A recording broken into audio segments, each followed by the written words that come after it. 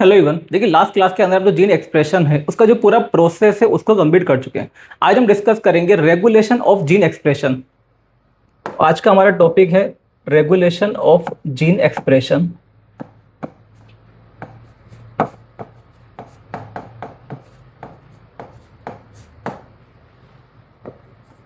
Regulation of gene expression. तो पहले हम देख लेते हैं कि जो जीन एक्सप्रेशन है, वैसे तो पूरा प्रोसेस हम डिस्कस कर चुके हैं, लेकिन इसकी जो थोड़ी समरी है उसके बारे में हम डिस्कस कर लेते हैं कि जीन एक्सप्रेशन का एक्चुअल में मीनिंग क्या हुआ, किस तरह से जो जीन है ये अपने आप को एक्सप्रेस करता है।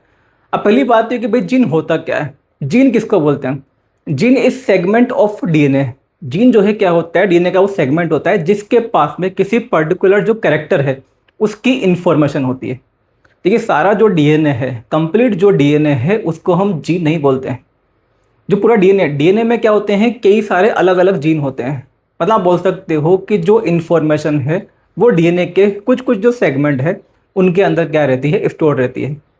तो डीएनए का वो सेगमेंट जिसके पास में किसी पर्टिकुलर कैरेक्टर को बनाने की इंफॉर्मेशन स्टोर्ड हो, उसी को हम क्या बोल देते हैं, जीन। अब इसके लिए हम क्या करेंगे, पहले एग्जाम्पल लेते हैं किसी कैरेक्टर का। मान लेते हैं कोई प्लांट है, उसमें प्रेजेंट है रेड फ्लावर। तो रेड फ्लावर क्या है, ये एक तरह का कैरेक्टर है। रेड फ्लावर क्या है, कैरेक्टर। अब देखिए जो प्लांट है, प्लांट रेड फ्लावर को किस तरह से प्रोड्यूस करेगा। पहली बात तो ये, किस प्लांट के अंदर रेड फ्लावर तब प्रोड्यूस होंगे जब उसके पास में रेड फ्लावर को प्रोड्यूस करने के लिए क्या प्रेजेंट हो, जीन प्रेजेंट हो। और जीन का मतलब क्या एक्चुअल में, डीएनए।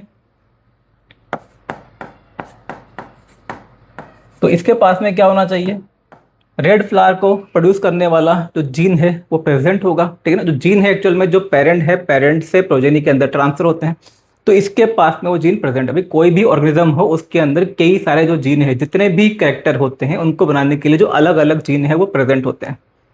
इस प्लांट को प्रोड्यूस करना है क्या, रेड फ्लावर, तो उसका भी जीन प्रेजेंट होगा। अब देखिए हुआ क्या, वो जो जीन है या वो जो सेगमेंट ऑफ डीएनए है, अपनी जो इंफॉर्मेशन है कि भाई इस तरह से जो रेड फ्लावर है उसको प्रोड्यूस करना है, अपनी जो इंफॉर्मेशन है ये ट्रांसफर कर देगा किसको, आरएनए को।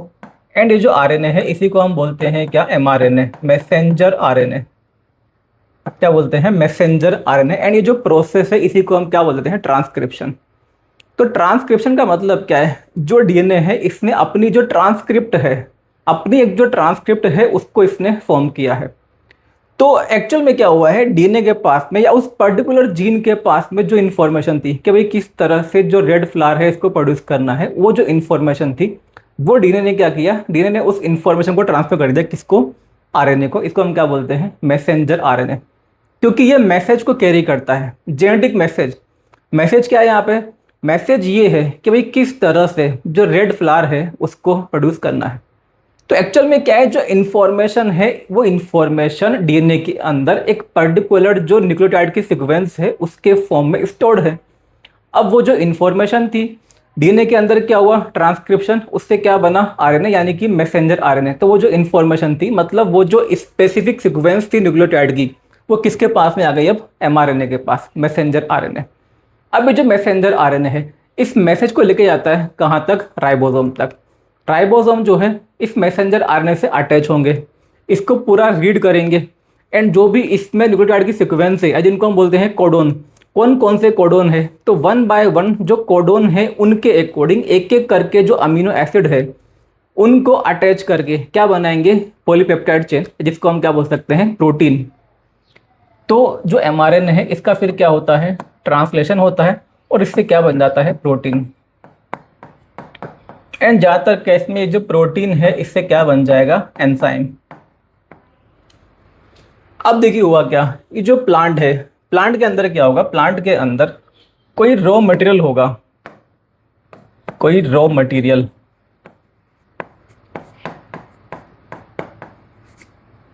कोई रॉ मटेरियल जो कि प्लांट के अंदर रेड कलर का जो पिगमेंट है उसको बनाने के लिए रिस्पॉन्सिबल होता है। अब ये जो रॉ मटेरियल है ये कन्वर्ट होगा किसमें, रेड पिगमेंट में।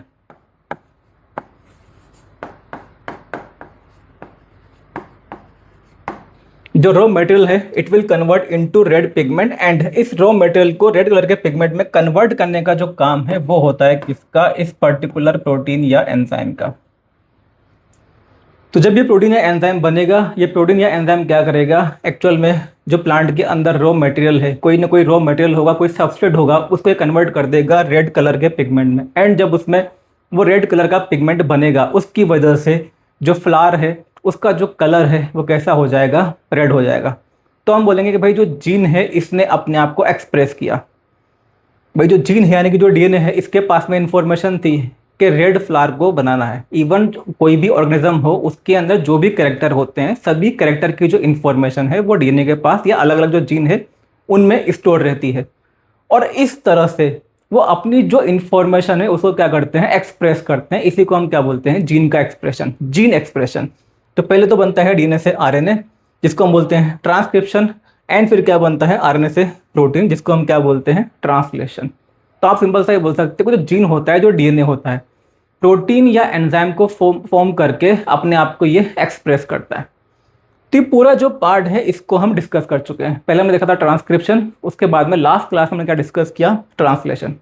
तो एक्चुअल में ये जो पूरा पार्ट है ये तो हम पूरा डिस्कस कर चुके हैं। अब हम देखते हैं इसके आगे। अब देखिए बात ये आती है रेगुलेशन कि यहाँ पे रेगुलेशन का मतलब क्या होता है। एक्सप्रेशन को, जो जीन का एक्सप्रेशन है इसको रेगुलेट करना। एक एग्जांपल लेते हैं, जैसे हम अपनी ही बात करें, हम लोगों के अंदर ह्यूमन जीनोम है, ह्यूमन जीनोम के अंदर अप्रोक्सीमेटली 30,000 जीन प्रेजेंट होते हैं। कितने जीन, 30,000 जीन। एंड हमारी बॉडी की जो हर एक सेल है उनके पास में ये सारे जो जीन है वो प्रेजेंट होते हैं। तो सिंपल सी बात है, हम लोग तो एक सिंगल सेल से डेवलप हुए हैं, जिसको हम क्या बोलते हैं, जाइगोट।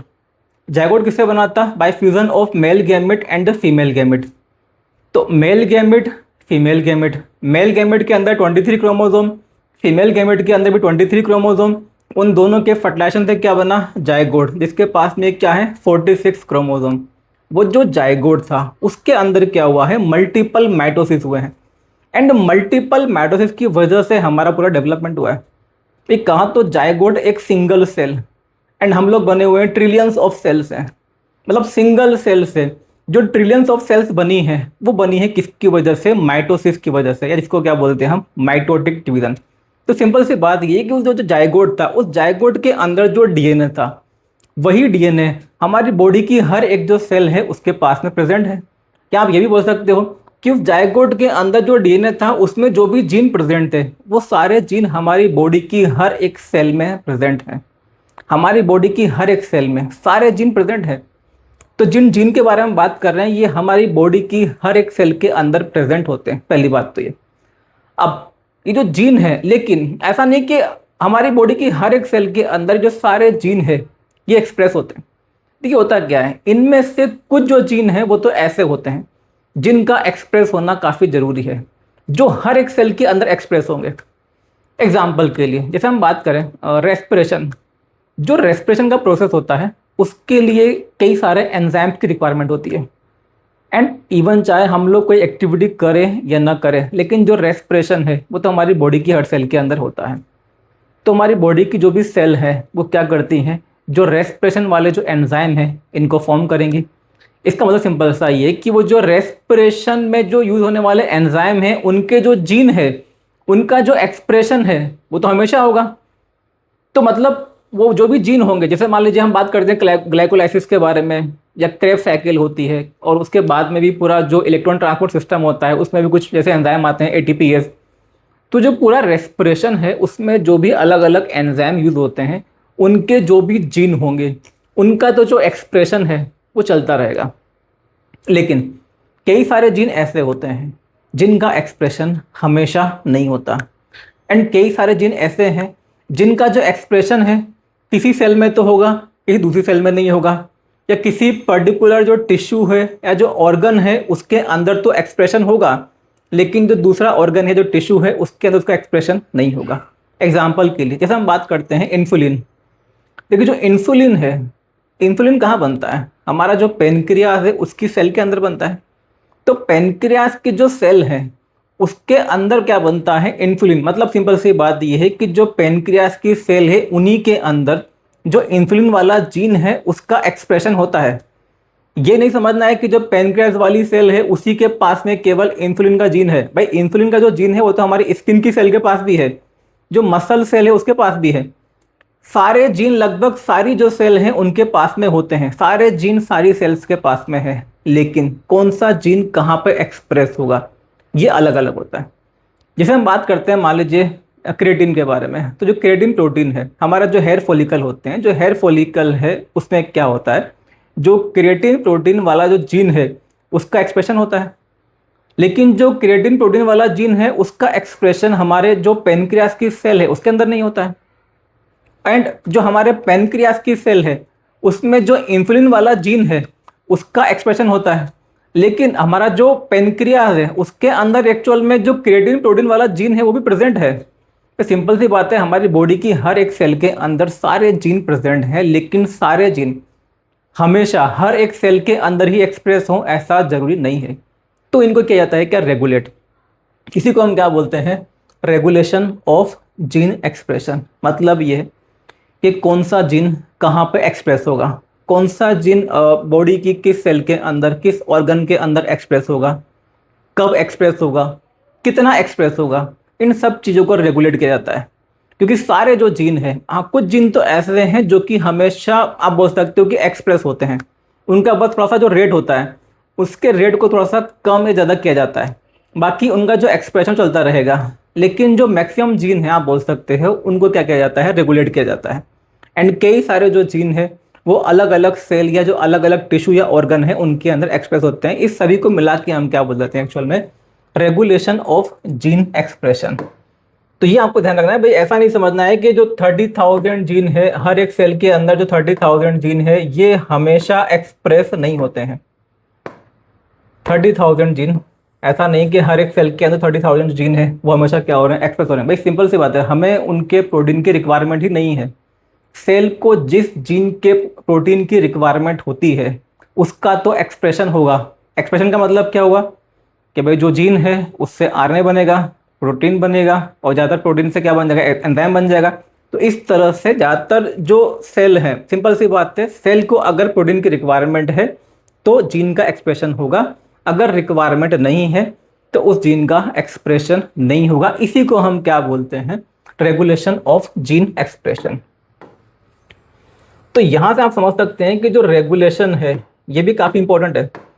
देखिए ऑब्वियस सी बात है, जो जीन एक्सप्रेशन है ये भी इंपॉर्टेंट है। अगर जीन का एक्सप्रेशन ही नहीं होगा तो फिर तो जो जीन के पास में इंफॉर्मेशन थी, भाई जीन के पास में इंफॉर्मेशन है उसको उसने क्या किया, एक्सप्रेस किया। जब वो उसको एक्सप्रेस करेगा तभी उससे क्या होगा, कैरेक्टर का फॉर्मेशन होगा। जैसे हमने एग्जांपल लिया कि प्लांट के अंदर अगर मान लीजिए रेड फ्लावर बन रहा है, तो रेड फ्लावर को प्रोड्यूस करने के लिए जो इन्फॉर्मेशन है वो किसके पास में है, जीन के पास में। जीन ने अपने आप को एक्सप्रेस किया। एक्सप्रेस कैसे किया, पहले बना आरएनए, फिर क्या बना, प्रोटीन, ज़्यादातर केस में उस पर एंजाइम बन जाएगा। एंड वो जो एंजाइम है किसी सबस्ट्रेट को प्रोडक्ट में कन्वर्ट करेगा, उसकी वजह से जो रेड कलर का पिगमेंट है वो बन जाएगा। इस तरह से वो जो जीन है वो अपने आप को एक्सप्रेस करता है। तो जीन एक्सप्रेशन इज इंपॉर्टेंट, लेकिन उसका जो रेगुलेशन है ये भी उतना ही इंपॉर्टेंट होता है। अदरवाइज बिना किसी रीजन के जो सेल है सभी जीन को एक्सप्रेस नहीं करेगी। भाई सेल अपनी जो एनर्जी, क्योंकि सिंपल सी बात है, जो प्रोटीन का सिंथेसिस है, प्रोटीन या जो एंजाइम का सिंथेसिस है, जब हमने बात की थी ट्रांसलेशन के बारे में, जो ट्रांसलेशन का प्रोसेस होता है, जब प्रोटीन बनता है तो उसके अंदर भाई सिंपल सी बात है काफ़ी जो एनर्जी है वो यूज़ होती है। एंड काफ़ी जो सेल का रॉ मटेरियल है उसको यूज़ किया जाता है। तो सेल विदाउट एनी रीज़न अपना जो रॉ मटेरियल है एंड जो अपनी एनर्जी है उसको यूज़ नहीं करेगी। जो काम की चीज़ें हैं वहाँ पे जो एनर्जी है उसको यूटिलाइज किया जाएगा। इस वजह से आप बोल सकते हो एक तरह से जो जीन का एक्सप्रेशन होता है इसको पूरा रेगुलेट किया जाता है। इसको हम क्या बोल रहे हैं, रेगुलेशन ऑफ जीन एक्सप्रेशन। तो इसकी डेफिनेशन हम लिख सकते हैं, it is the molecular mechanism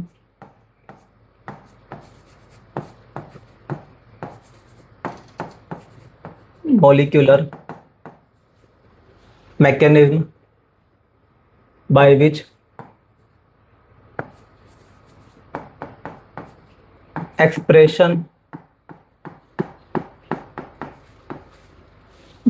expression of a gene of a gene is regulated। देखिए यहाँ पे हम कुछ टर्म यूज कर लेते हैं जैसे कि ऑन या ऑफ। अब यहाँ पे एक्चुअल में तो कोई स्विच तो नहीं लगा हुआ है, बट सिंपल सा मतलब यहाँ पे ये है, हम बोल रहे हैं कि भाई कोई जीन ऑन है। ऑन का मतलब ये है कि उसका क्या हो रहा है, एक्सप्रेशन हो रहा है। एंड एक्सप्रेशन का मतलब क्या है कि भाई उससे आरएनए बन रहा है, प्रोटीन भी बन रहा है। एंड ऑफ का मतलब क्या है, जो जीन है उसका एक्सप्रेशन नहीं हो रहा, मतलब उससे जो आरएनए है एंड जो प्रोटीन है उसका सिंथेसिस उस समय नहीं होगा। जब रिक्वायरमेंट नहीं है तो एक्सप्रेशन नहीं होगा, जब रिक्वायरमेंट है तो उस समय एक्सप्रेशन होता है। So molecular mechanism by which expression of a gene is regulated according to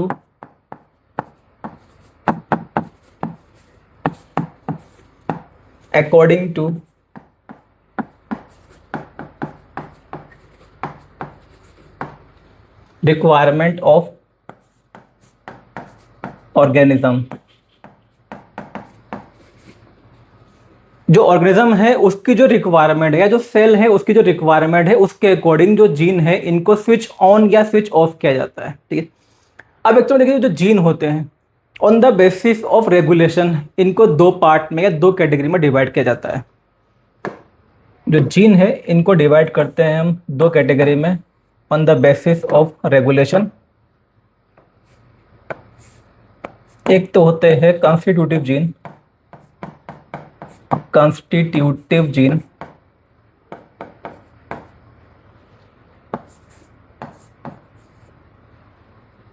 दूसरे होते हैं नॉन कॉन्स्टिट्यूटिव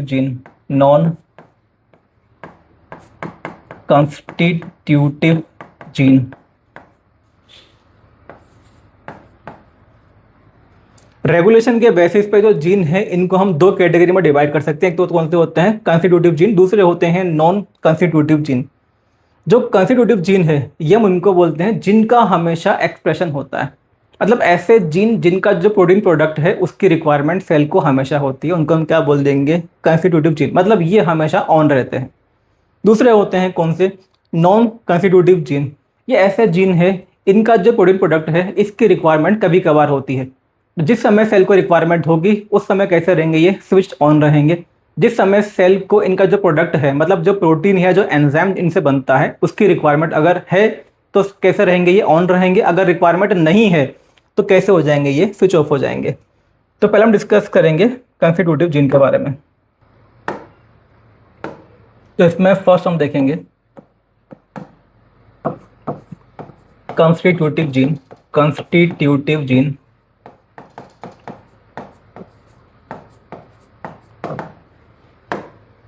इन्हीं को हम बोल देते हैं हाउस कीपिंग जीन। ये जो जीन होते हैं, ये जो जीन है एक्चुअल में ये हमेशा एक्टिव रहते हैं, मतलब इनका जो एक्सप्रेशन है ये हमेशा हुआ, क्योंकि इनका जो प्रोडक्ट है इनसे बनने वाला जो प्रोटीन है या जो एंजाइम है उसकी रिक्वायरमेंट सेल को हमेशा रहती है। तो इस वजह से इनको हम क्या बोलते हैं, कॉन्स्टिट्यूटिव जीन। कैसे रहेंगे, ये हमेशा ऑन रहेंगे, स्विच ऑन रहेंगे, because their protein product is required by cell. हमेशा इनका जो प्रोडक्ट है उसकी रिक्वायरमेंट सेल को बनी रहती है। एग्जाम्पल के लिए जैसे हमारे जो रेस्पिरेशन के एंजाइम है, भाई रेस्पिरेशन तो चलता रहता है, ठीक है, तो रेस्पिरेशन वाले जो एंजाइम है उनको बनाने वाले जो जीन है ये हमेशा कैसे रहते हैं, स्विच्ड ऑन रहते हैं, जिसकी वजह से जो एंजाइम है ये बनते रहें एंड जो रेस्पिरेशन है ये लगातार चलता रहे। तो इसमें हम लिखेंगे these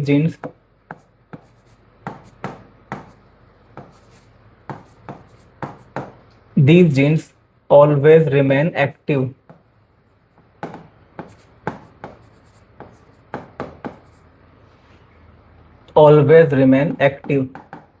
अब यहाँ पे एक्टिव का मतलब सिंपल सा ये कि भाई इनका हमेशा क्या होता रहता है, expression means switched on.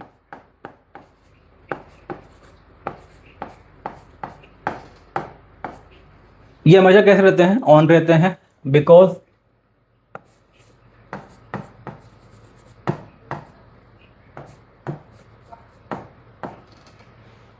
their protein product is always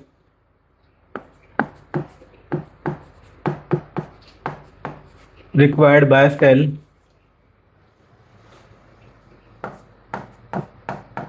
इनका जो प्रोटीन प्रोडक्ट है उसकी जो रिक्वायरमेंट है वो सेल को हमेशा रहती है। इस वजह से कैसे रहते हैं, हमेशा ये स्विच ऑन रहते हैं। अच्छा, इनको बहुत ज़्यादा रेगुलेट करने की रिक्वायरमेंट नहीं होती। आप सिंपल से बोल सकते हो कि ये ऐसे जीन हैं जिनको रेगुलेशन की उतनी रिक्वायरमेंट नहीं है, क्योंकि हमेशा कैसे रहेंगे, ऑन रहना है। तो भाई इनको तो ऑन रहना है, तो इनको उतनी रिक्वायरमेंट नहीं होती है। मान लीजिए जिस जीन को कभी ऑन करना है कभी ऑफ करना है, वो जो जीन होते हैं उनको मेनली रिक्वायरमेंट होती है किसकी, रेगुलेशन की। इनका हम लिख लेते हैं क्या, एग्जाम्पल के लिए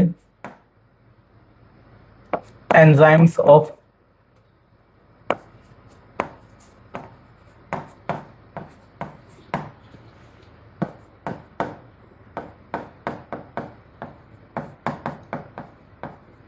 रेस्पिरेशन, एग्जाम्पल के लिए एटीपीएस। अब देखिए जो एटीपीएस एंजाइम है या और भी कई सारे एंजाइम होते हैं, एटीपीएस जो एंजाइम है इसका काम होता है एटीपी का सिंथेसिस करना। जो रेस्पिरेशन है, फिर वहां पे हम पूरा इसको डिस्कस करेंगे एटीपीएस के बारे में। इसमें दो कंपोनेंट होते हैं, F0 F1 पार्टिकल। तो एटीपीएस जो एंजाइम है इसको बनाने वाला जो जीन है वो हमेशा कैसा रहेगा, एक्टिव रहेगा, हमेशा स्विच ऑन रहेगा। क्योंकि जो एटीपीएस एंजाइम यूज होता है किसके अंदर, रेस्पिरेशन के अंदर। रेस्पिरेशन होगा तो एटीपी का प्रोडक्शन होगा, एंड जब एटीपी का प्रोडक्शन होगा उसी से हमारी जो मेटाबॉलिक एक्टिविटी है वो चल पाती है। ठीक है, ये तो हो गया किसके बारे में, कंस्टिट्यूटिव जीन। इसके बाद हम देखेंगे जो नेक्स्ट टाइप है ये है non constitutive gene. Non constitutive jeans,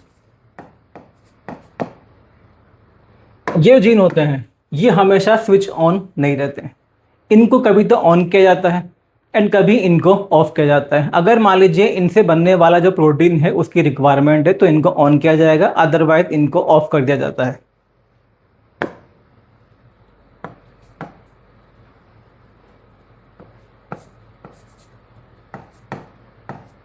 These genes are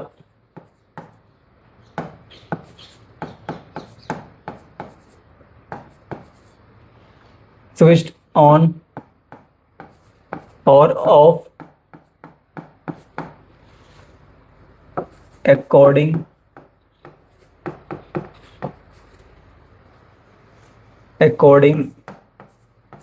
to the requirement of cell।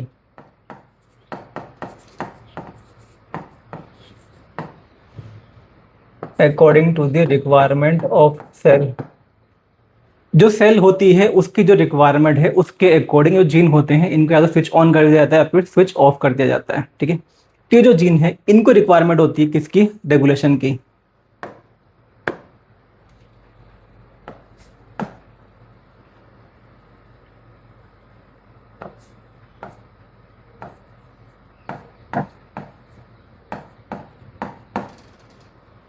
These genes require regulation mechanism। इनको रिक्वायरमेंट होती है रेगुलेशन के मैकेनिज्म की, मतलब इनको एक्चुअल में रेगुलेट किया जाता है। ये जीन होते हैं नॉन कंस्टिट्यूटिव जीन, मतलब ये हमेशा स्विच ऑन नहीं रहते हैं, कभी स्विच ऑन होते हैं कभी स्विच ऑफ होते हैं। सेल की जिस तरह की रिक्वायरमेंट होती है उसके अकॉर्डिंग इनको स्विच ऑन किया जाता है या फिर स्विच ऑफ किया जाता है। ये जो जीन है इनको हम बोलते हैं स्मार्ट जीन या लग्जरी जीन, क्योंकि कभी कभार according to requirement of cell ये काम करते हैं। लेकिन जो ये वाले जीन है कंस्टिट्यूटिव जीन, इनको हम क्या बोलते हैं, हाउस कीपिंग जीन। जो हाउस कीपिंग जीन है ये हमेशा ऑन रहते हैं। इनसे मतलब हमेशा क्या होगा, जो प्रोटीन प्रोडक्ट है ये बनता रहेगा क्योंकि उसकी जो रिक्वायरमेंट है वो हमेशा बनी रहती है। लेकिन जो ये वाले जीन है नॉन कंस्टिट्यूटिव जीन, इस तरह के जीन होते हैं इनका हमेशा एक्सप्रेशन नहीं होता है। एक्सप्रेशन इनका तब भी होगा जब इनके प्रोडक्ट की रिक्वायरमेंट होती है। ठीक है, अब देखिए वो होता क्या है, ये जो जीन है इनको भी हम एक तरह से दो कैटेगरी में डिवाइड कर सकते हैं। किनको, नॉन कंस्टिट्यूटिव जीन को। अगर हम बात करते हैं हमारे मेटाबॉलिज्म के बारे में, अब वैसे तो हम लोगों के अंदर या कोई प्लांट हो, इवन बैक्टीरिया हो, सबके अंदर होता क्या है, कई टाइप की रिएक्शन होती है, लेकिन जो पूरा मेटाबॉलिज्म है इसको हम सिंपली दो कैटेगरी में डिवाइड कर सकते हैं। देखिए मेटाबॉलिज्म में मेनली होता क्या है, या तो जो सिंपल मॉलिक्यूल हैं उनसे किसी कॉम्प्लेक्स सब्सटेंस का फॉर्मेशन होता है जिसको हम क्या बोलते हैं, एनाबॉलिज्म। दूसरा क्या हो सकता है, कोई जो कॉम्प्लेक्स सब्सटेंस है वो ब्रेक होता है किसमें, सिंपल मॉलिक्यूल्स में, जिसको हम क्या बोलते हैं, कैटाबॉलिज्म। तो हमारा जो मेटाबॉलिज्म है, जो मेटाबॉलिक रिएक्शंस हैं, इसको हम दो पार्ट में डिवाइड करते हैं, कैटाबॉलिज्म एंड एनाबॉलिज्म। जो कैटाबॉलिज्म है उसमें तो क्या होता है, ब्रेक डाउन होता है, कोई कॉम्प्लेक्स सब्सटेंस है, कोई कॉम्प्लेक्स सबस्ट्रेट है, उसको जो सिंपल मॉलिक्यूल से उसमें ब्रेक किया जाता है। दूसरा होता है क्या, एनाबॉलिज्म। उसमें क्या होता है, सिंपल मॉलिक्यूल हैं उनको कंबाइन करके जो कॉम्प्लेक्स सबस्ट्रेट है उसको बनाया जाता है। तो यहाँ पे दो टाइप की रिएक्शन है, catabolic reaction and anabolic reaction. तो उसी के बेसिस पे ये जीन होते हैं इनके भी क्या होते हैं, दो टाइप हो जाते हैं। मतलब एक तो ऐसे जीन जिनके जो प्रोडक्ट है उनकी रिक्वायरमेंट कहाँ पे होगी, कैटाबॉलिक रिएक्शन के अंदर, एंड दूसरे जीन ऐसे हैं जिनकी रिक्वायरमेंट कहाँ होगी, एनाबॉलिक रिएक्शन के अंदर। पहले हम बात कर लेते हैं कैटाबॉलिज्म के बारे में। एग्जाम्पल के लिए मान लेते हैं, जैसे कैटाबॉलिज्म का मतलब ये है कि भाई कोई कॉम्प्लेक्स सबस्ट्रेट है उसको डाइजेशन करना है, उसको डाइजेस्ट करना है। अब मान लीजिए कोई कॉम्प्लेक्स जो सबस्ट्रेट है उसको डाइजेस्ट करने के लिए किसी एंजाइम की रिक्वायरमेंट है। तो वो जो एंजाइम है उस एंजाइम की इंफॉर्मेशन जिस जीन के पास में प्रेजेंट है, तो सिंपल सी बात ये कि वो जो जीन है उससे वो एंजाइम कब बनेगा, जब जिस समय वो जो सबस्ट्रेट है वो प्रेजेंट है। भाई जब सबस्ट्रेट प्रेजेंट होगा तभी उसका डाइजेशन होगा। तो सिंपल सी बात ये यहाँ पे होता क्या है कि जब वो सबस्ट्रेट प्रेजेंट होगा जिसका कि डाइजेशन होना है, जिसका कि कैटाबॉलिज्म होना है, अगर सबस्ट्रेट प्रेजेंट है तब तो क्या होगा, वो जो जीन है वो एक्सप्रेस होंगे, एंजाइम बनेंगे, एंजाइम बनेगा, एंड वो जो एंजाइम है उससे क्या होगा, जो सबस्ट्रेट है उसका डाइजेशन होगा, जिसकी वजह से जो कॉम्प्लेक्स सबस्ट्रेट है वो सिंपल मॉलिक्यूल्स में ब्रेक हो जाएगा। अगर मान लीजिए सबस्ट्रेट ही नहीं है तो फिर वो जो एंजाइम है उनका फॉर्मेशन नहीं होगा। मतलब ये कि जब तक मान लीजिए अगर वो सबस्ट्रेट नहीं है तब तक तो वो जो जीन है वो कैसे रहेंगे, स्विच ऑफ रहेंगे। जैसे ही उनको सबस्ट्रेट मिलता है, जैसे ही उस ऑर्गेनिज्म के अंदर वो जो सबस्ट्रेट है या जो सेल है उसके अंदर वो जो सबस्ट्रेट है उसकी एंट्री होती है, अब क्या होगा, वो जो जीन है वो एक्टिव हो जाएंगे, वो एक्सप्रेस करेंगे, एंड एक्सप्रेस करके क्या बनाएंगे, एंजाइम बनाएंगे, एंड वो जो एंजाइम है वो क्या करेगा, उसका डाइजेशन करेगा। तो आपको इस तरह से याद रखना है कि भाई ये जो एंजाइम है, जो कैटाबॉलिज्म में एक तरह से क्या कर रहा है, उसको डाइजेशन किया जा रहा है, मतलब उसको डाइजेस्ट करके उसको एक तरह से ब्रेक किया जा रहा है। ब्रेक किसको करना है, सबस्ट्रेट को।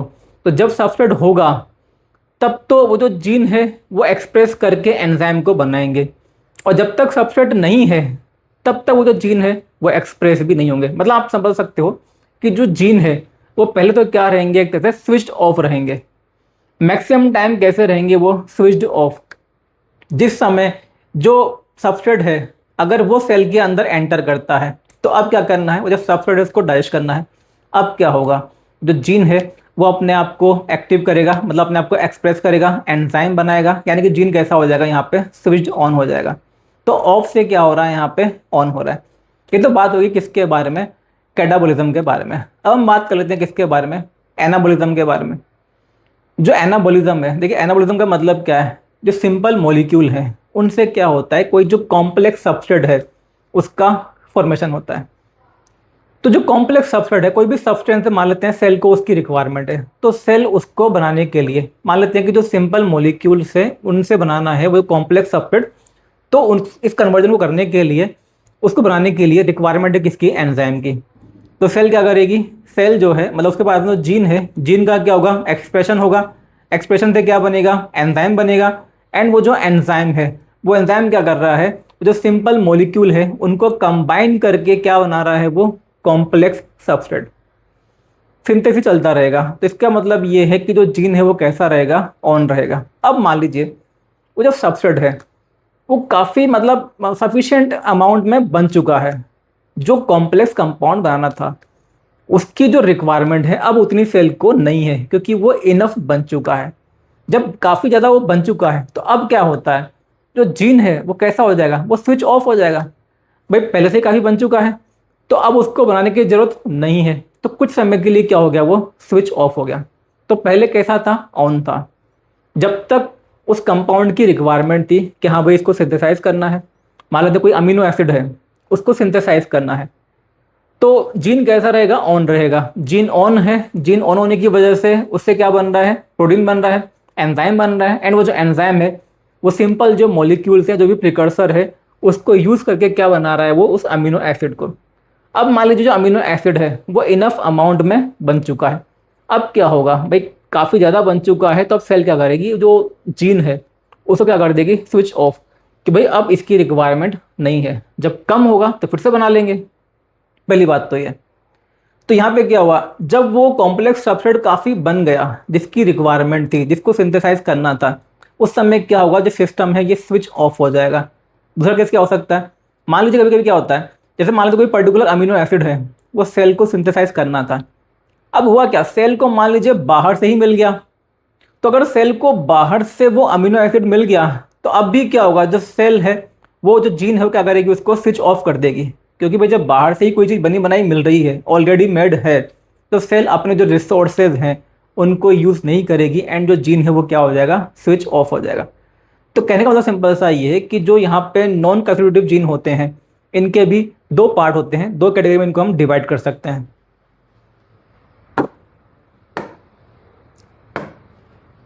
नॉन कंस्टिट्यूटिव जीन,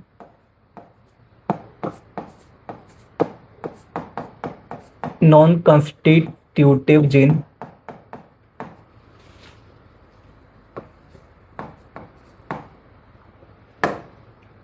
इनको हम डिवाइड कर सकते हैं दो कैटेगरी में।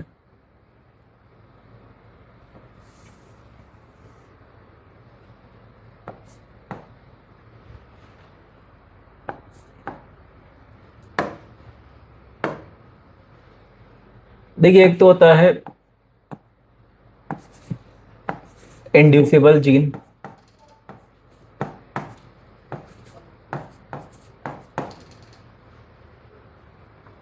दूसरे होते हैं repressible jeans.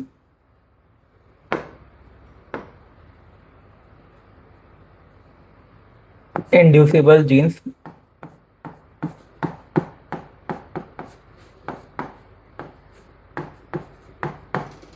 Repressible genes. Inducible का मतलब क्या है? ये हमने जो बात की थी कि भाई मान लीजिए कोई रिएक्शन कौन सी है? कैटाबॉलिज्म। कैटाबॉलिज्म में क्या करना होता है? किसी सबस्ट्रेट को ब्रेक करना है। मान लेते हैं कि जो सबस्ट्रेट है अभी सेल के अंदर एब्सेंट है। जब सबस्ट्रेट ही नहीं है तो उसको डैश भी नहीं करना है, मतलब उसको ब्रेक भी नहीं करना है। जब ब्रेक करने की रिक्वायरमेंट ही नहीं है, मतलब सबस्ट्रेट ही नहीं है, तो उसको ब्रेक करने वाला जो एंजाइम है उसकी भी रिक्वायरमेंट सेल को नहीं है। तो सेल क्या करती है? जो जीन है उसको कैसा रखेगी? वो स्विच्ड ऑफ। तो ये जो जीन होते हैं ये मैक्सिमम टाइम तो कैसे रहते हैं? ऑफ रहते हैं। ये रहेंगे कैसे? Of.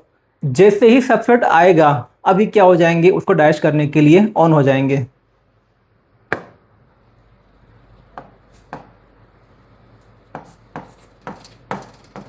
Most of the times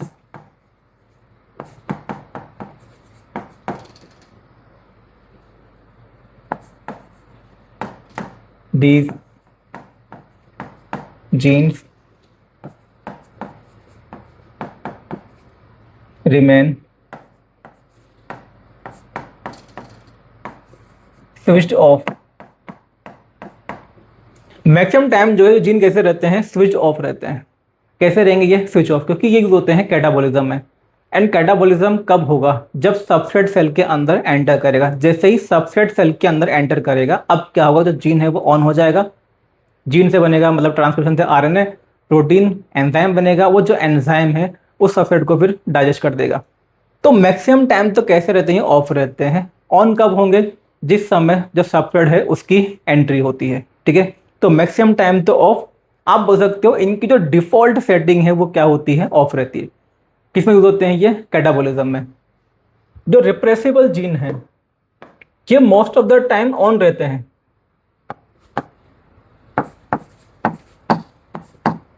most of the times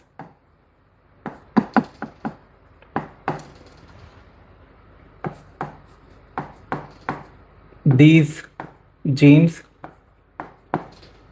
remain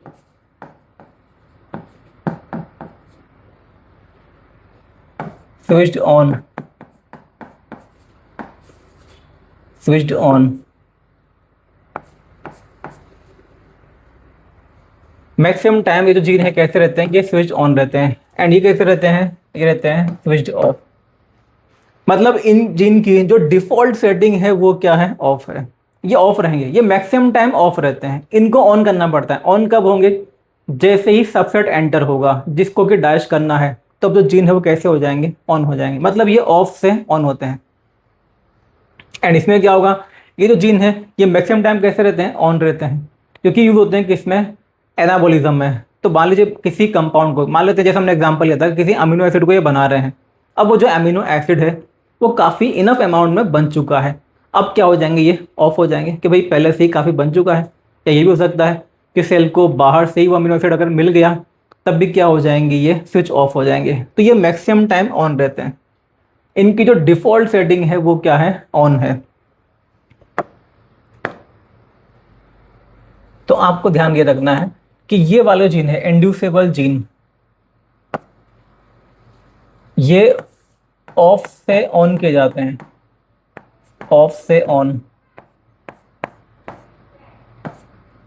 maximum time of रहेंगे, ये ऑफ से फिर ऑन किए जाएंगे। लेकिन ये वाले जो जीन है ये मैक्सिमम टाइम कैसे रहते हैं, ये मैक्सिमम टाइम तो रहते हैं ऑन। इनकी डिफॉल्ट सेटिंग क्या है, ऑन है, और इनको ऑफ किया जाता है। ये ध्यान रखना है। Inducible gene maximum time of रहते हैं, इनको कुछ समय के लिए ऑन किया जाता है जब सबस्ट्रेट आएगा जिसको डैश करना है, क्योंकि कैटाबोलिज्म में यूज होते हैं। यूज होते हैं किसमें, एनाबोलिज्म में। तो ये बनाते रहेंगे, उसको ऑन रहेंगे। जब मान लीजिए जिस चीज़ को बनाना था वो चीज़ ज़्यादा हो चुकी है, अब कैसे हो जाएंगे, ये ऑफ हो जाएंगे। तो ये मैक्सिमम टाइम ऑन रहते हैं, कुछ समय के लिए क्या होते हैं, ये ऑफ होते हैं। तो ये तो यूज होते हैं किसमें, कैटाबोलिज्म में, कैटाबॉलिक एक्टिविटी में यूज होते हैं।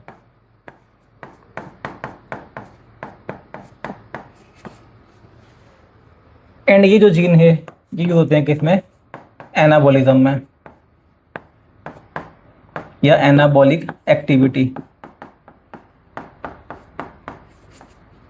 Anabolic activity.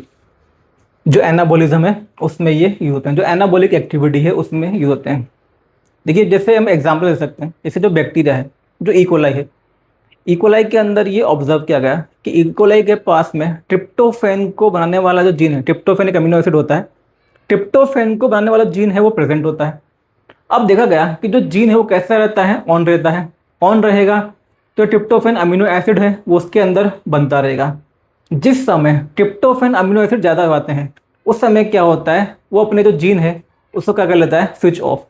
भाई जब ट्रिप्टोफैन काफ़ी बन चुका है अब उसको उतनी रिक्वायरमेंट नहीं है। पहला केस तो ये। दूसरा केस ये भी है कि मान लीजिए जिस कल्चर के अंदर हम जो बैक्टीरिया है, जो इकोलाई है, उसको ग्रो कर रहे हैं, आपने क्या किया, बाहर से जो न्यूट्रिएंट मीडियम था उसके अंदर डाल दिया क्या, tryptophan.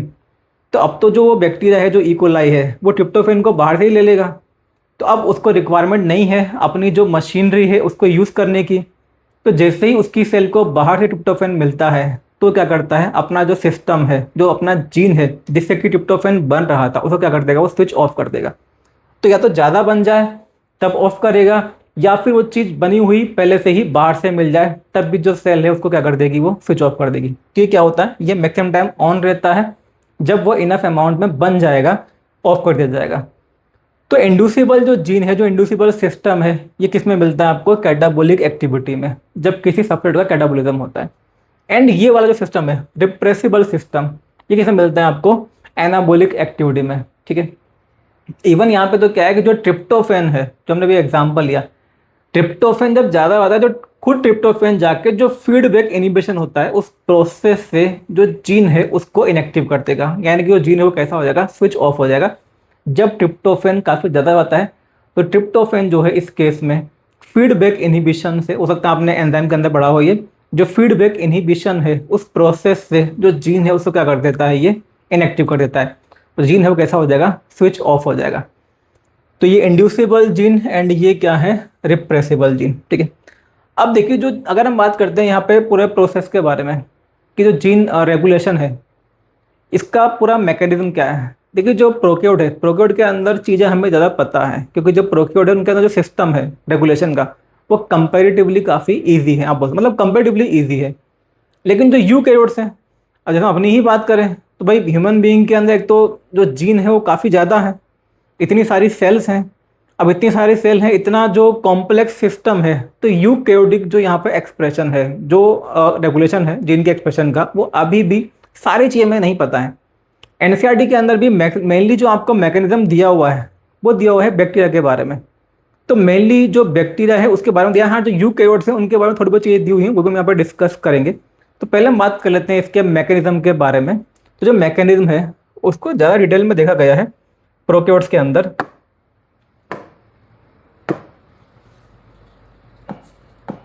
Mechanism of gene, mechanism of regulation of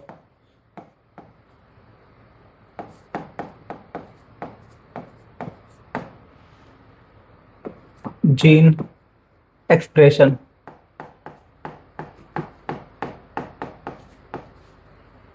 mechanism of regulation of gene expression, या आप बोल सकते हैं मैकेनिज्म ऑफ जीन रेगुलेशन। सबसे पहले इसके बारे में बताया था दो साइंटिस्ट ने, जैकब एंड मोनार्ड। देखिए जैकब एंड मोनार्ड जो साइंटिस्ट थे,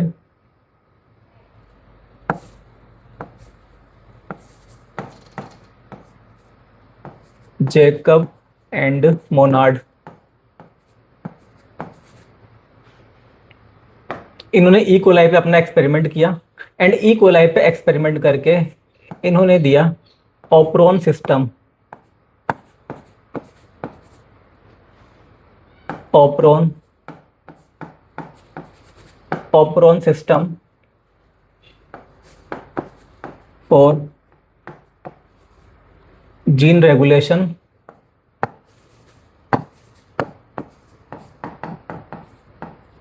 इन ई कोलाई। इन्होंने ई कोलाई पे काफ़ी एक्सपेरिमेंट किया एंड काफ़ी एक्सपेरिमेंट करने के बाद में इन्होंने जो ई कोलाई यानी जो बैक्टीरिया है उसमें किस तरह से जीन का एक्सप्रेशन, जीन का जो एक्सप्रेशन है उसको रेगुलेट किया जाता है, जीन का जो रेगुलेशन है उसको समझाने के लिए उन्होंने बैक्टीरिया के अंदर या ई कोलाई के अंदर क्या दिया, ऑपरॉन सिस्टम। अभी की जो ऑपरॉन सिस्टम है इसका मतलब क्या होता है?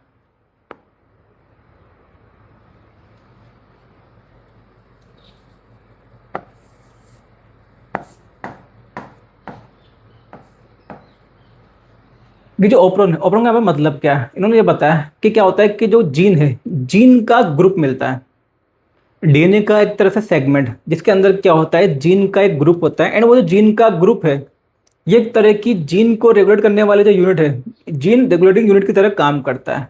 मतलब कुछ जीन होते हैं जो कि एक साथ मिलते हैं, ग्रुप के अंदर मिलते हैं। एंड वो जो जीन का ग्रुप है वो क्या करता है, वहाँ पे मिलने वाला जो पूरा सिस्टम है, जो पूरे जीन है उनको आपस में क्या कर लेता है, वो रेगुलेट कर लेता है। इसको उन्होंने क्या बोला, ऑपरॉन सिस्टम। तो ऑपरॉन का मतलब, देखिए ऑपरॉन का मतलब क्या है यहाँ पे, ऑपरॉन का मतलब एक तरह से group of gene, group of gene मिलेगा जो कि एक तरह से आप बोल सकते हो जो सेल्फ रेगुलेटिंग यूनिट है उसकी तरह काम करता है।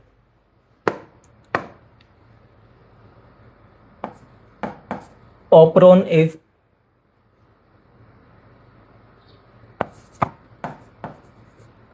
जीन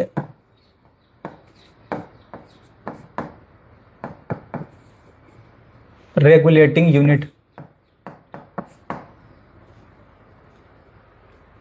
ऑपरन क्या होता है, it is gene regulating unit. जो जीन है उसको जो रेगुलेट करने वाली यूनिट है उससे ये बना होता है। ऑपरन एक तरह से हम यूनिट को बोलते हैं।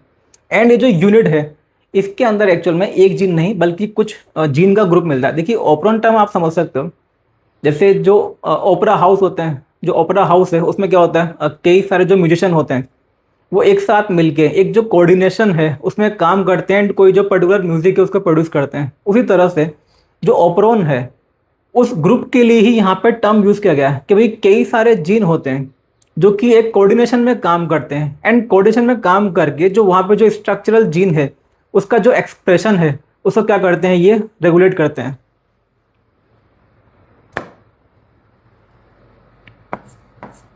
ये एक तरह से क्या है, ग्रुप ऑफ जीन है।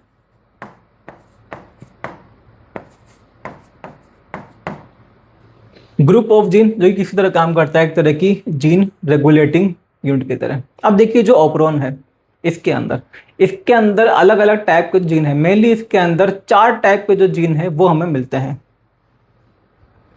इसको हम लिख लेते हैं यहाँ पे।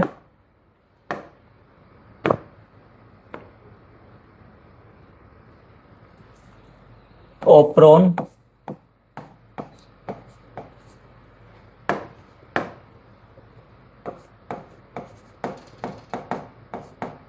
Consist of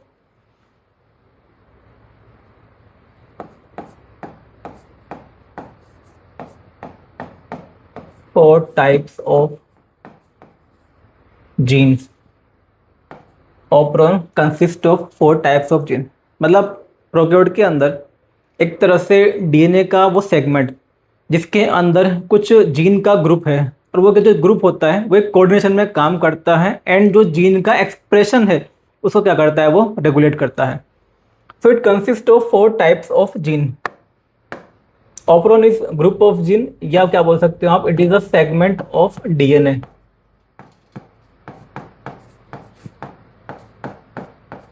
group of gene या सेगमेंट ऑफ डीएनए जिसके अंदर कुछ जीन का ग्रुप आ जाता है, एंड जो जीन है एक कोऑर्डिनेशन में काम करते हैं। 4 टाइप ऑफ जीन इसके अंदर हमें मिलते हैं। अब देखिए जो 4 टाइप के जीन है ये कौन कौन से होते हैं।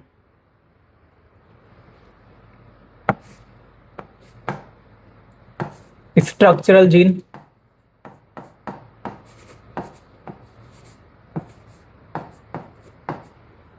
ये सबसे मेन जीन है जिसका ट्रांसक्रिप्शन होता है, मतलब जिसका जो प्रोटीन प्रोडक्ट है उसकी रिक्वायरमेंट होती है, जिसका एक्चुअल में एक्सप्रेशन होता है, उसी को हम क्या बोलते हैं, स्ट्रक्चरल जीन। ये जो टर्म है पहले हम यूज कर चुके हैं जब हमने बात की थी ट्रांसक्रिप्शन के बारे में। जब ट्रांसक्रिप्शन होता है, जो ट्रांसक्रिप्शन यूनिट है उसके अंदर हमने देखा था प्रमोटर होता है, उसके बाद में क्या होता है स्ट्रक्चरल जीन, उसके बाद में क्या होता है टर्मिनेटर। तो जो स्ट्रक्चरल जीन है उसी के बारे में बात कर रहे हैं, जिसका कि क्या होता है एक्चुअल में एक्सप्रेशन होता है, जिसका जो प्रोटीन प्रोडक्ट है उसकी रिक्वायरमेंट होती है सेल को। जो स्ट्रक्चरल जीन है देखिए एक भी हो सकता है एंड एक से ज़्यादा भी हो सकता है, 1 और मोर देन 1। देखिए जो प्रोकैरियोट है, इकोलाई है एग्जांपल के लिए, इकोलाई के अंदर कई टाइप के ऑपरॉन मिलते हैं। तो कई टाइप के जो ऑपरॉन है, किसी भी एक ऑपरॉन के बारे में अगर हम बात करेंगे, जैसे मान लीजिए हम बात करें लेक ऑपरॉन के बारे में, उसको तो खैर पूरा हम डिस्कस भी करेंगे।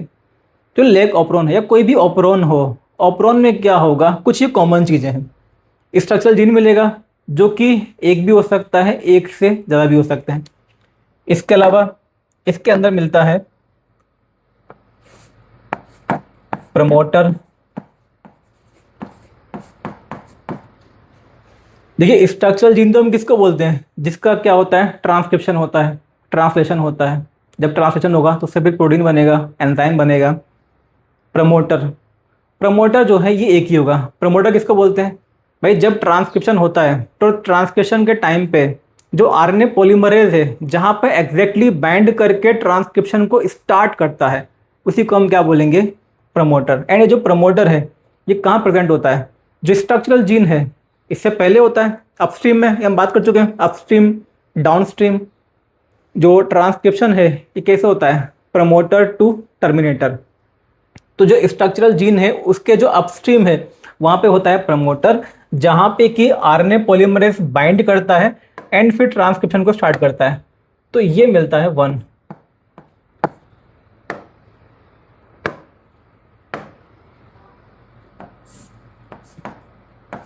ऑपरेटर,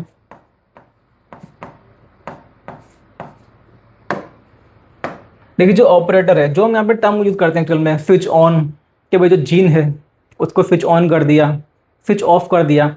तो मेनली ये जो स्विच ऑन, ये जो ऑन एंड ऑफ जो टर्म यूज़ किए जाते हैं वो किसके लिए यूज़ करते हैं हम, ऑपरेटर के लिए।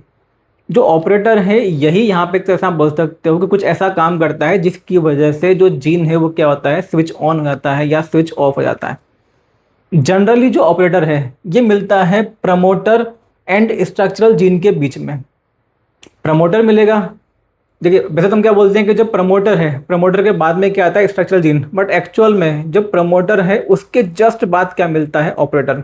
तो प्रमोटर फिर ऑपरेटर और फिर क्या होता है स्ट्रक्चरल जीन। जो ऑपरेटर है यही एक्चुअल में जो जीन है इसको स्विच ऑन या स्विच ऑफ करता है, ये भी एक ही होता है। एंड इसके बाद में हम देखेंगे इसका एक जो कंपोनेंट है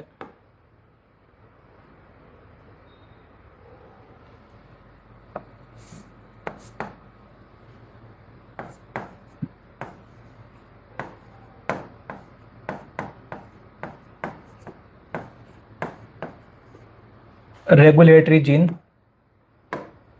ये भी एक्चुअल में एक ही होता है।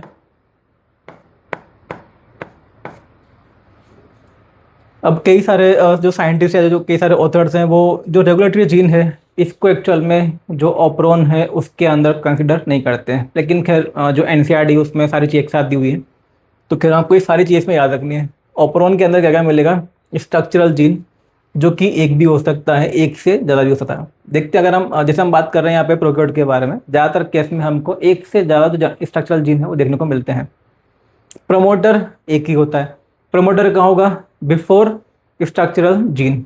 प्रमोटर जो है वहीं पे कौन बाइंड करता है, आरएनए पॉलीमरेज, एंड वहाँ पे बाइंड करके फिर जो प्रोसेस है ट्रांसक्रिप्शन का उसको ये स्टार्ट करता है। ऑपरेटर ये भी एक ही होता है। ऑपरेटर जो है यही एक्चुअल में जो जीन का हम बोल रहे हैं स्विच ऑन या स्विच ऑफ, एक्चुअल में जो ऑपरेटर है यहीं पे आप बोल सकते हो। जैसे हमने यहाँ पे जो बात की ना रेगुलेटरी जीन, जो रेगुलेटरी जीन है इससे बनता है क्या, रिप्रेसर।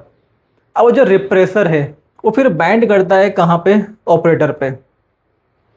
तो अगर मान लीजिए जो रिप्रेसर है वो ऑपरेटर पे बाइंड कर चुका है, अगर रिप्रेसर कहाँ पे बाइंडेड है, ऑपरेटर पे, तब तो आप बोल दोगे जो जीन है वो क्या हो जाएगा, स्विच ऑफ हो जाएगा।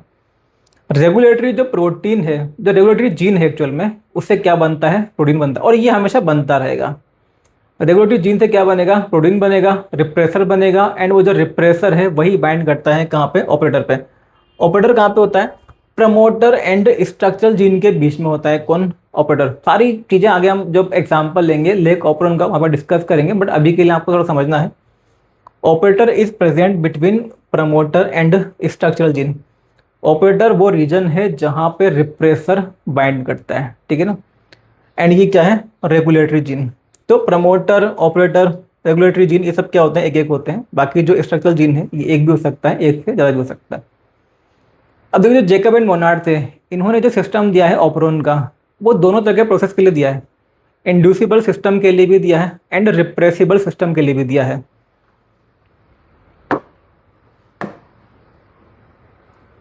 जेकब एंड मोनार्ड जो थे, Jacob and Monod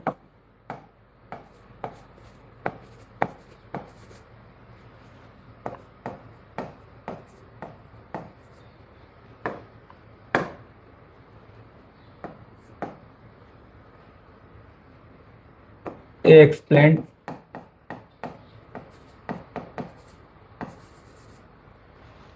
two types of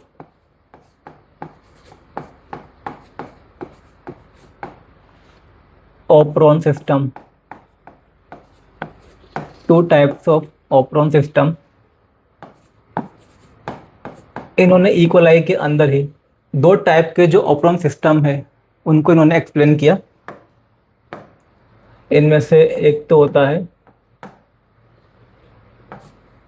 inducible ऑपरोन, inducible ऑपरोन।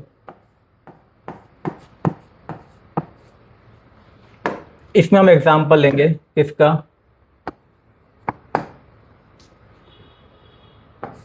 Lactose ऑपरोन, lactose ऑपरोन। देखिए हम लोगों ने थोड़े पहले डिस्कस किया था कि जो इंड्यूसिबल ऑपरोन है ये किस तरह की एक्टिविटी में यूज होता है। ये यूज होता है किसमें, कैटाबॉलिक एक्टिविटी में, कैटाबॉलिज्म के लिए। कि जो कैटाबॉलिज्म में जो जीन यूज होते हैं उनका जो रेगुलेशन है वो किस तरह से होता है, इसके लिए उन्होंने क्या दिया है, इंड्यूसिबल सिस्टम। एग्जाम्पल के लिए लैक्टोज ऑपरोन, इसी को हम शॉर्ट में बोल देते हैं क्या, लैक ऑपरोन, लैक ऑपरोन। जो लैक्टोज है ये क्या है, ये एक तरह की मिल्क शुगर होती है। अब देखिए होता क्या है, सिंपल सी बात ये है, जैसे बैक्टीरिया जो है, जो इकोलाई है, अगर मान लीजिए उसके पास में लैक्टोज नहीं है, तो लैक्टोज को डाइजेस्ट करने वाला जो एंजाइम होता है बीटा गैलेक्टोसाइडेज, उसका सिंथेसिस इकोलाई के अंदर नहीं होगा। कैसा रहेगा सिस्टम? स्विच ऑफ रहेगा। एंड जिस समय जो लैक्टोज है उसकी सेल के अंदर एंटर करेगा तो उसको डाइजेस्ट करना है, तो डाइजेस्ट करने के लिए क्या बनेगा? Beta galactosidase. तो ये होता है क्या? कैटाबोलिज्म वाला सिस्टम। तो इसको बोलते हैं इंड्यूसिबल ऑपरोन। जब सबस्ट्रेट नहीं होगा, जब सबस्ट्रेट ही नहीं है, सिस्टम कैसा रहेगा? स्विच ऑफ रहेगा। जिस समय सबस्ट्रेट आता है उस समय क्या हो जाएगा? जो सिस्टम है वो स्विच ऑन हो जाएगा, क्योंकि जो सबस्ट्रेट है उसको डाइजेस्ट करना है। Inducible system. एंड जो सेकंड टाइप है इसमें, ये होता है रिप्रेसिबल सिस्टम या रिप्रेसिबल ऑपरोन। इन्होंने बोला इसको रिप्रेसिबल ऑपरोन। एग्जाम्पल के लिए ट्रिप्टोफैन ऑपरोन,